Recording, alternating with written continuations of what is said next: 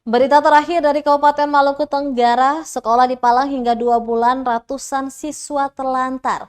Dinas Pendidikan Maluku Tenggara masih tutup mata.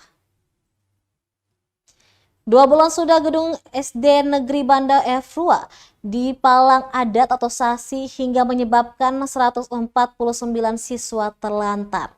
Rumah warga hingga balai desa pun jadi alternatif pengganti gedung sekolah. Tidak sedikit warga menyayangkan kondisi yang disebabkan kisru pergantian kepala sekolah itu. Warga Herto mengatakan hingga kini belum ada upaya apapun dari Dinas Pendidikan Maluku Tenggara untuk menyelesaikan persoalan ini. Dinas Pendidikan pun dinilai menutup mata. Dijelaskan berulang kali sudah persoalan pendidikan di Banda Efruan itu disampaikan ke Dinas Pendidikan, namun belum ada tindak lanjut. Sementara itu, Kepala Dinas Pendidikan Maluku Tenggara yang dikonfirmasi tribunambon.com via pesan singkat WhatsApp hanya membaca dan belum membalas. Diketahui hingga kini persoalan pendidikan di Tanah Banda Efruan menuai kritik tajam dari masyarakat.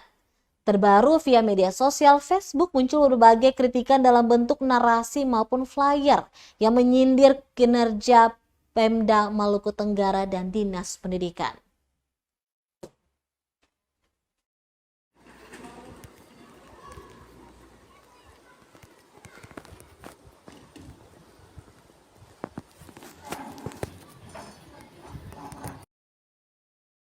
Download Tribun X sekarang, menghadirkan lokal menjadi Indonesia.